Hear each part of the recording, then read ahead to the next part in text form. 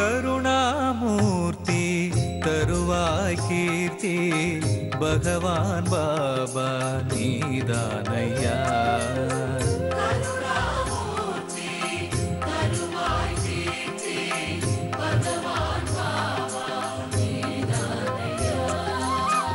அருள் மாமலையே அழியா புகழே உனையன்றி வேறு கதியேதையா.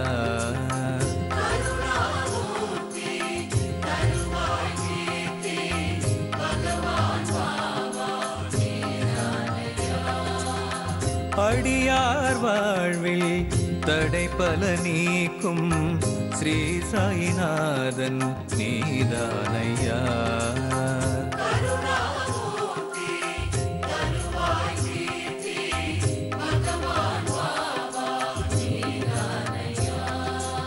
உனையே நாடி உன் புகழ் பாடி வருவோம் நாங்கள் கண் பாராய். விடியாவானம் நொடியினில் பூக்கும் அதுவும் முந்தன் அருளாகும்.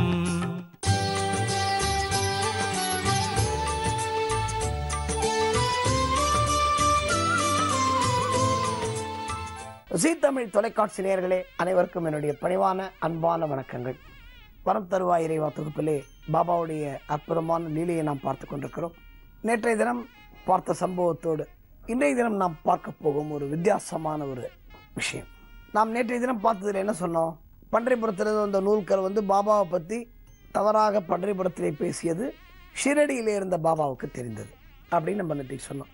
அப்போது காக்கா சாஹிப் என்ன சொல்கிறாரு இந்த நூல்கர், பாபா என்னை பற்றி தான் பேசியிருக்காரு, நான் தான் இந்த தப்பை பண்ணுவேன், நான் தான் பாபாவை பற்றி தவறாக பேசினேன், அதனால் பாபா என் பேரை சொல்லாமல், இப்போ பாபா நினச்சிருந்தா சொல்லியிருக்கலாம்ல, அந்த அவ்வளோ கூட்டத்தில் ஏய் இதோ நூல்கர் பன்றிபுரத்தில் வந்திருக்கானே இவன் தான் என்னை பற்றி தப்பாக பேசினான், நம்மளாம் அதை மாதிரி சொல்லுவோம், ஏய் நீ தானே என்னை பற்றி பேசினேன் அப்படின்னு நம்ம அவனோட சண்டைக்கு போவோம். ஆனால் பாபா இவரோட பேரே சொல்லலை, ஆனால் இவனுக்கு மனசு வருத்திருக்கு. இப்போ என்ன பண்ணுறான், மறுநாள் காத்தால இப்போ பாபாட்ட உத்தரவு வாங்கிக்கணும் போகிறதுக்கு. காத்தால நமஸ்காரம் பண்ணுறான். அப்போ கூட பாபா ஒன்றுமே கேட்கல நூல்கரை. என்ன தெரியுமா சொன்னார்? நூல்கரை கூப்பிட்டு, நானாக எதுவும் பண்ணுறதில்ல. பாபா சொல்லார் பாருங்க அன்பர்களே, இங்கே நமக்கு அவர் கொடுக்குற மெசேஜ் எவ்வளோ பெரிய மெசேஜ் பாருங்கள், எவ்வளோ பெரிய மகான், கடவுளாக மக்களால் போற்றப்பட்டவர், மதிக்கப்பட்டவர், வணங்கப்பட்டவர். ஆனால் அவர் என்ன சொல்கிறார் பாருங்கள், தனக்கு ஒன்றுமே தெரியாத மாதிரி, இந்த லீலைக்கும் இந்த அற்புதத்துக்கும் தனக்கும் எதுவுமே சம்பந்தம் இல்லாத மாதிரி, தாமரை மேல் இலையாக நாம் இருக்க வேண்டும். அதுதான் மகான்கள்லாம் சொன்னது. நம்ம எவ்வளோ பெரிய ஆளாக இருக்கலாங்க, ஆனால் இந்த உறவு இருக்குது பார்த்தீங்களா, இந்த உறவு, இந்த அன்பு, பாசம், இந்த நான் பெரிய ஆள், நான் பணக்காரன் அப்படின்றதுக்காக ஏழைங்களை போட்டு, இதுதான் பாபாவோட முக்கியமான போதனை நண்பர்களே. ஏழை பணக்கார பேதம் கூடாதுன்னு பாபா சொல்கிறார். நான் பணக்காரன்டா, இவன் என்ன பிச்சைக்காரன், இவன்கிட்ட போய் என்னடா நம்ம பேசுறது, இந்த எண்ணம் நமக்கு இருக்கவே கூடாது. இந்த ஈகோவை தூக்கி எறின்னு ரமண பகவான் அதான் சொன்னார். எல்லாருமே அதான் சொன்னாங்க. அந்த மகான்கள் எல்லாருமே ஒரே ஃப்ரீக்வன்சியில் தான் இருப்பாங்க, ஒரே லைனில் இருப்பாங்க. நீங்கள் எல்லா மகானுடைய போதனைகளையும் பார்க்கலாம். பாபா சொன்னது தான், இந்த ஏழை பணக்கார பேதம் பார்க்காதரான்னார், அவனை மனுஷனாக பாருன்னார். அதாவது ஒவ்வொரு சைடில் ஒரு தப்பு இருக்கலாம். இப்போது நம்ம தப்பு பண்ணோன்னா நமக்கு அது ரைட்டாக தோணும், ஆனால் அடுத்தவங்க இதே தப்பை பண்ணும்போது நமக்கு அது தப்பாக தோணும் இல்லையா? இது எல்லாம் மனித இயல்பு. இதுக்கு தான் பாபா சொல்கிறாரு, இந்த பேதம் இல்லை. இந்த பேதம் இல்லை, மனசில் இறைவனே நினச்சிட்டு இருக்க, எப்படின்னா நல்லதையே செய்யணும், நல்லதையே கேட்கணும் அப்படின்னு நீ நினச்சிருந்த அப்படின்னு சொன்னால் உன் மனசில் கெட்ட எண்ணங்கள் போகிறதுக்கு வாய்ப்பே இல்லை. பாபா ரொம்ப தெளிவாக சொல்கிறார். இதை எந்த இதயம் தூய்மையாக இருக்கிறதோ, எந்த உள்ளம் அமைதியாக இருக்கிறதோ, எந்த உள்ளம் சலனப்படாமல் இருக்கிறதோ, அந்த உள்ளத்திலே, அந்த இதயத்திலே நான் இருக்கிறேன் அப்படின்னு பாபா சொல்கிறார். அப்போ இந்த தகுதியை நம்ம வளர்த்துக்கணும். எவ்வளோ ஈஸியாக நம்மள்கிட்ட வரக்கூடிய மகான், இவரை போய் நம்ம விட்டுடலாமா? நம்ம நம்ம நம்ம பண்ணுறதுல சின்ன சின்ன விஷயங்கள், இதெல்லாம் நம்மளால் திருத்திக்க முடியும், கண்டிப்பாக முடியும். இதை நம்ம நினச்சா திருத்திக்கலாம். ஆனால் நம்ம திருத்திக்கணுன்ற எண்ணம் நமக்கு தோன்றதில்லை. ஆனால் இந்த மகான்கள் வரலாற்றை எல்லாம் பார்க்கும்பொழுது, நான் அதுக்கு தான் இப்போ இதை சொல்கிறேன். பாபா எவ்வளோ பெரிய மகான், அவர் சொல்லல, ஏய் நான் கடவுள்றா, நான் நினச்சா எல்லாம் பண்ணுவேன், பாப்பார் உன் சப்ஜெக்டுக்கு நோயை தீர்த்தானா இல்லையா அப்படின்னு அவர் சேலஞ்ச் பண்ணாரா? இல்லை. பாபா என்ன சொல்கிறார் பாருங்க, இங்கே நூல்கர், நான் இறைவனோட தூதுவன், இறைவனோட அடிமை. அவன் என்ன சொல்கிறானோ அதை தான் நான் பண்ணுறேன், நானாக எதுவும் பண்ணல. அதனால் இந்த நோய் தீர்க்கிறது, இந்த மற்றதெல்லாம் பண்ணுறது, அதெல்லாம் நீ என்னோட வேலை நினைக்கிறியா? இல்லை, என்னை ஆட்டுவிக்கின்ற இறைவன் செய்கின்ற செயல், அல்லாஹ் மாலிக் அப்படின்னு சொன்ன உடனே மிரண்டு போய் அவன் காலில் விழுந்த உடனே, நீ கவலையப்படாத, நீ எங்கே இருந்தாலும் என்னை நினைத்தான் நான் உன்னை அங்கு வந்து ரட்சிப்பேன் அப்படின்னு சொல்றாரு. யாராவது கிடைக்குமா? இந்த இது மாதிரி ஒரு மகானோட வாக்கு கிடைக்குமா? நீ எங்கே வேணா இருந்து என்னை நினச்சிக்கோடா, நான் அங்கே வரேன்டா, உன்னோட ப்ராப்ளத்தில் எங்கிட்ட கொடுறா, நான் பார்த்துக்கிறேன் அப்படின்னா, அப்படிப்பட்ட ஒரு மகானை நமது பாரத தேசம் பெற்றிருக்கிறது. அதுதான் முக்கியம். அதில் இப்போது இவர்கிட்ட சொல்லி இவங்க கிளம்பிட்டாங்க, இவங்க ஊருக்கு வந்தாச்சு. இப்போது பாபாட்ட துவாரகமாயில் ஆர்த்தி டைம் வருது. தினமும் மதிய ஆர்த்தி பாபாவுக்கு உண்டு. இந்த ஆர்த்தி டயத்தில் பாபா என்ன பண்ணுவார்னா, ஆர்த்தி முடிஞ்ச உடனே பாபா கிட்ட ஒரு 2 பாத்திரம் இருக்கும். நல்ல ஒரு பெரிய பாத்திரம் ஒன்று, ஒரு சின்ன பாத்திரம் ஒன்று. அன்னைக்கு கூட்டம் எப்படியோ அந்த கூட்டத்துக்கு ஏற்ற மாதிரி பாபாவே அந்த உணவை தயாரித்து மக்களுக்கு கொடுப்பார். இதில் பாருங்கள் பாபா என்ன பண்ணுவார்னு, எல்லாத்துலேயும் விளையாட்டு இருக்கு. பாபா என்ன பண்ணுவாராம், இப்போது இந்த ஆர்த்தி முடிஞ்ச உடனே எல்லாரும் பாபாவுக்கு வந்து பிரசாதம் கொடுப்பாங்க. சில பேர் உப்புமா கொடுப்பாங்க, சில பேர் பொங்கல் கொடுப்பாங்க, சில பேர் வெங்காயம் கொடுப்பாங்க, சில பேர் பழம் கொடுப்பாங்க, சில பேர் ஒவ்வொன்றும் எல்லாத்தையும் பாபா வாங்கிப்பாரான். வாங்கிட்டு என்ன பண்ணுவாராம், இப்போ அன்றைக்கி கூட்டம் ஒரு 100 பேர் 150 பேர் இருந்தாங்கன்னு வச்சுக்கோங்களேன். ஆர்த்தியில் பெரிய பானை இருக்குல்ல, நீங்கள் இந்த பாபாவுடைய படங்களை எல்லாம் பார்த்தா தெரியும், ஒரு பெரிய பானை இருக்கும். அந்த பானை எல்லாத்தையும் தூக்கி போட்டு வரான். மொத்தமாக போட்டு அதை கலரி ஒரு உணவு தயாரித்து மக்களுக்கு பிரசாதமாக கொடுப்பது வழக்கம். இது வந்து துவாரகமாயில் தொடர்ந்து நடந்து வருகின்ற விஷயம். மத்தியான ஆர்த்தியில் இப்போது இந்த ஆர்த்தி முடியுது. தாதா கேல்கர் என்ற ஒரு அன்பர், ஒரு பக்தர்னு வச்சுக்கோங்களேன். இவர் ஷீரடிக்கு வந்திருக்கார். இவருக்கு பாபாவை பற்றி கேள்விப்பட்டு, பாபாவுடைய லீலைகளை கேள்விப்பட்டு, பாபாவுடைய அற்புதங்களை கேள்விப்பட்டு ஷீரடிக்கு வந்திருக்கார். இப்போ பாபா இந்த ஆர்த்தி டயத்தில் வந்திருக்காரா, பாபா எல்லாருக்கும் உணவு கொடுப்பது வழக்கம் இல்லையா? இதில் பாபா என்ன பண்ணுவார் பாருங்கள், ரொம்ப ஆச்சரியமான விஷயம், ரொம்ப சுவாரஸ்யமான தகவலும் கூட. ஸ்வீட் பண்ணுவார், ஸ்வீட் பண்ணி கொடுப்பார். ஒரு டிஷ்ஷை பண்ணி பொங்கல் பண்ணி கொடுப்பார். இதில் ஒரு அதிசயமான விஷயம் என்ன தெரியுமா, பாபா மட்டன் பிரியாணி பண்ணுவாராம். மட்டன் பிரியாணி பண்ணி கொடுப்பாராம். சார் என்ன சார் நீங்கள் பாபாவே இப்படி சொல்கிறீங்க அப்படின்னு கேட்கலாம். பாபா மட்டன் பிரியாணி பண்ணுவாராம். சரி, மட்டன் பிரியாணி பண்ணுவார்லாம் ஒத்துக்கிறோம் சார்.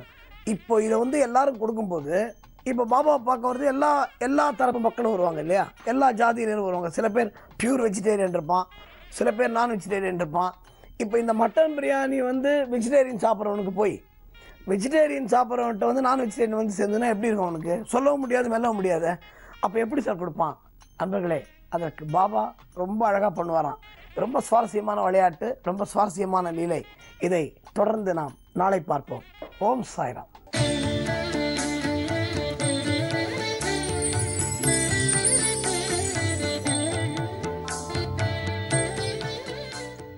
ஸ்ரீ குருபியோ நமக. ஓம் காஞ்சிவாசாய வித்மகே சாந்தரூபாய திமகி தன்னச்சந்திரசேகரேந்திர பிரச்சோதயாத். ஜீ தமிழ் தொலைக்காட்சி நேயர்கள் அனைவருக்கும் பி சுவாமிநாதனின் இனிய காலை வணக்கம்.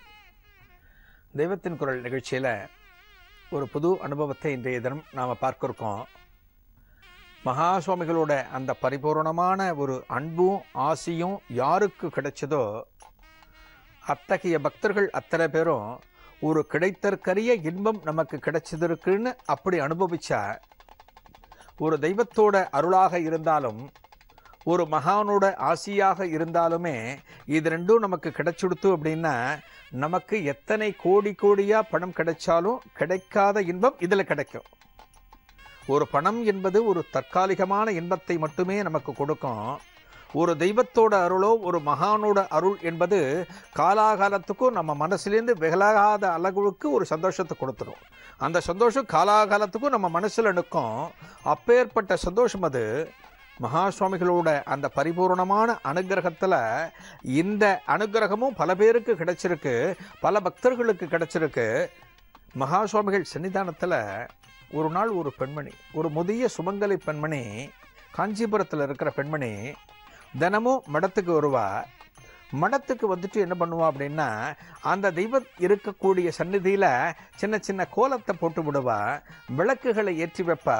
ஒரு தெய்வம் இருக்கக்கூடிய சந்நிதி எப்படி இருக்கணுமோ அதே போல மகாசுவாமிகள் இருக்கக்கூடிய இடம் இருக்கணும்னு சொல்லிட்டு அந்த மகாசுவாமிகள் இருக்கக்கூடிய இடத்துல கோலம் போட்டு எல்லாம் பண்ணுவா. பண்ணி முடிச்சுட்டு சில நேரங்களில் உட்காந்து அந்த தெய்வத்தை தரிசனம் பண்ணுவா. அந்த மகாசுவாமிகளோட ஆத்மார்த்தமான தரிசனம் அந்த நேரத்தில் ரொம்பவும் ஆனந்தமாக இருக்கும். அந்த சுமங்கலி பெண்மணிக்கு அந்த பெண்மணி உட்கார்ந்து தரிசனம் பண்ணி முடிச்சுட்டு திடீர்னு என்ன பண்ணுவா, ஒரு ஆரத்தி காமிக்கலாம் அப்படின்னு ஒரு ஆரத்தி காமிப்பா. ஒரு தட்டில், ஒரு பித்தளை தட்டில் ஒரு தீபத்தை ஏற்றி வச்சுண்டு அந்த தெய்வத்துக்கு ஜெய் ஜெய்சங்கர கோஷத்தை பாடிண்டே இந்த பெண்மணி ஆரத்தி காமிப்பா. மகாசுவாமிகள் அந்த ஆர்த்தியை எடுத்துப்பார். இது வழக்கம். அன்றைய தினம் இந்த பெண்மணி மகாசுவாமிகளுக்கு ஆரத்தி காமிக்கிறா. வழக்கம் போல ஆரத்தி காண்பிக்கும் போது மகாசுவாமிகள் காலில் இருக்கக்கூடிய அந்த வஸ்திரம், அந்த காஷாய வஸ்திரம் கொஞ்சம் விலகி இருக்கு. மகாசுவாமிகளோட பாதங்கள் தெரியறது.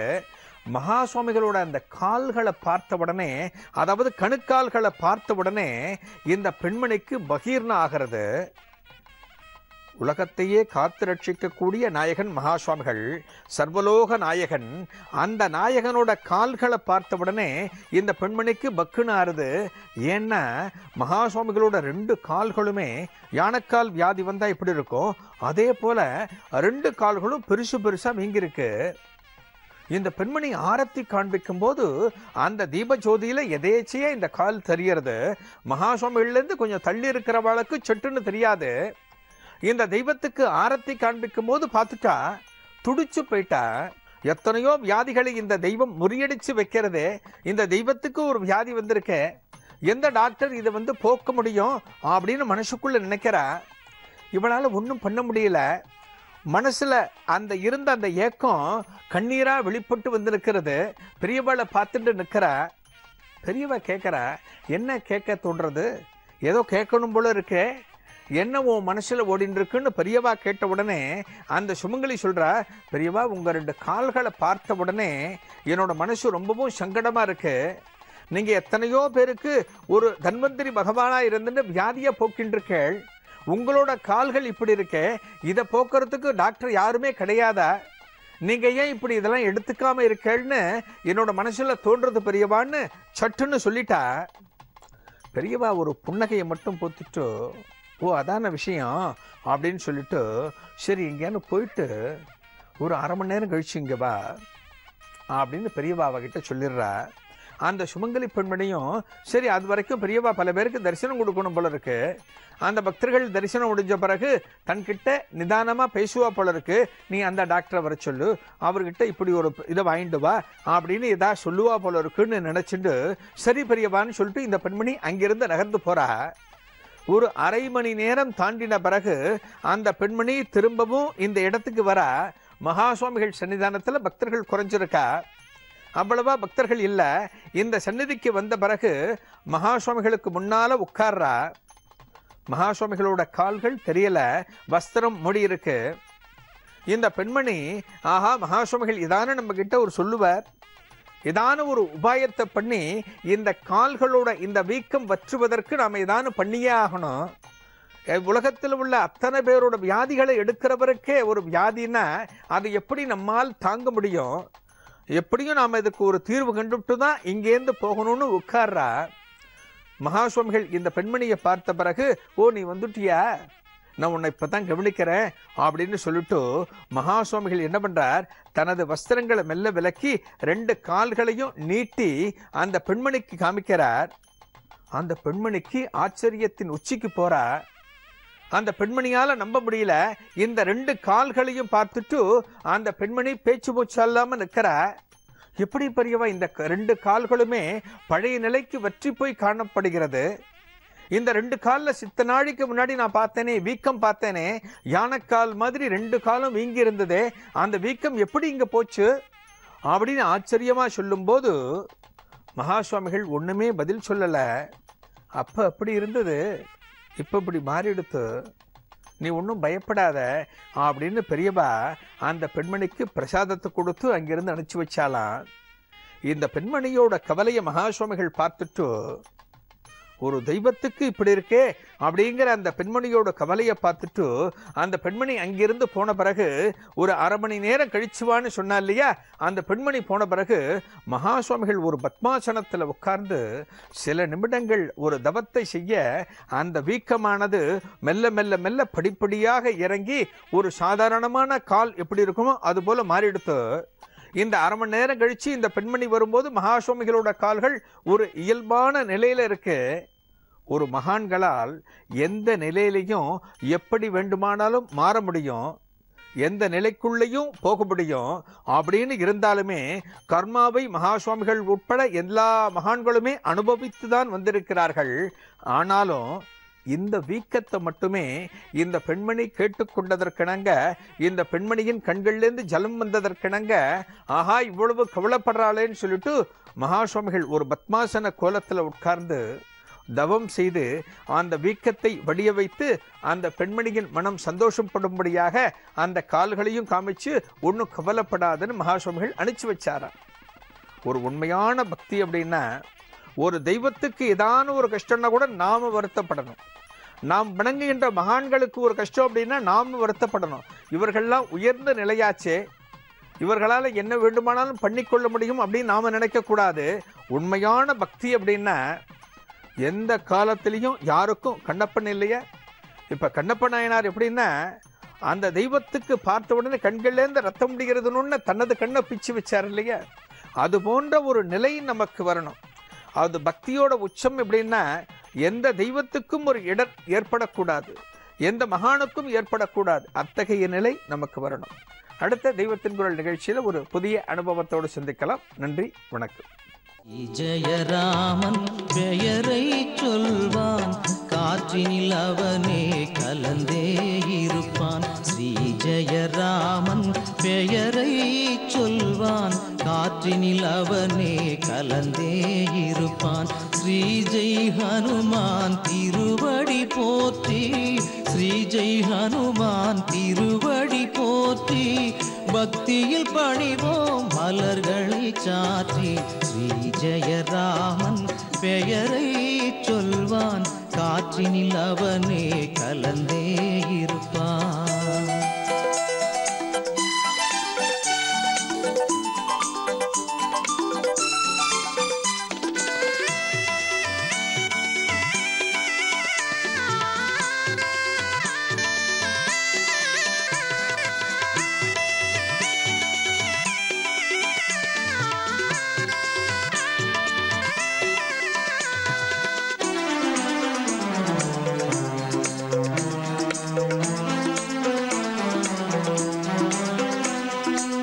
துளசியில் மாலை அணிந்திருப்பானே, தூயவர் நெஞ்சில் குடியிருப்பானே.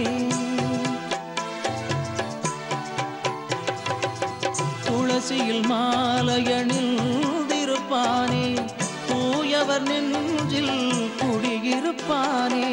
ராமனை வணங்கும் அன்பருக்கெல்லாம், ராமனை வணங்கும் அன்பருக்கெல்லாம் தானாய் வந்து அருள் செய்வானே. ஸ்ரீ ஜெயராமன் பெயரை சொல்வான், காற்றினில் அவனே கலந்தே இருப்பான். ஸ்ரீ ஜெய் ஹனுமான் திருவடி போற்றி, ஸ்ரீ ஜெய் ஹனுமான் திருவடி போற்றி. பக்தியில் பணிவோம் மலர்களை சாற்றி, ஸ்ரீ ஜெயராமன் பெயரை சொல்வான், காற்றினில் அவனே கலந்தே இருப்பான்.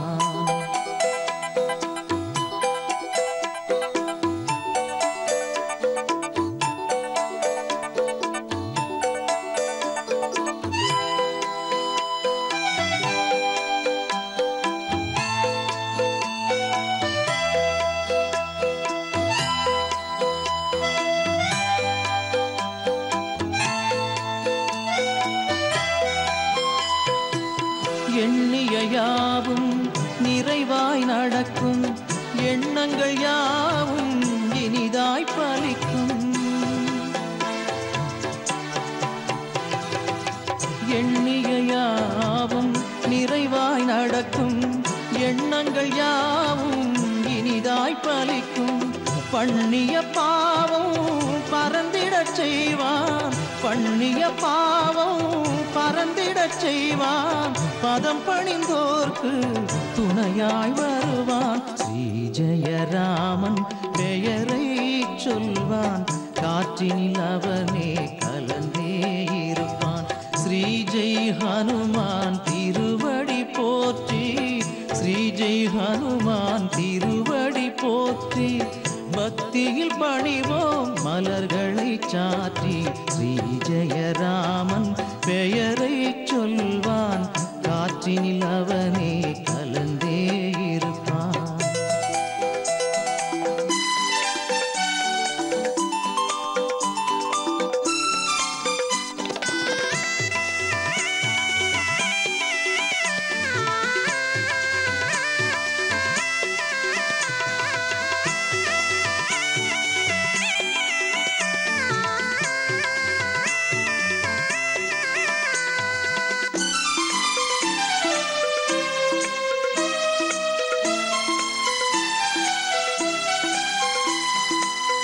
எங்கும் நிறைந்து அவனே இருப்பான், இல்லை என்னாது வரங்களை கொடுப்பான். எங்கும் நிறைந்து அவனே இருப்பான், இல்லை என்னாது வரங்களை கொடுப்பான். மங்களம் சேர்க்கும் அவன் திருநாமம், மங்களம் சேர்க்கும் அவன் திருநாமம். மண்ணுயிர்க்கெல்லாம் அதுவே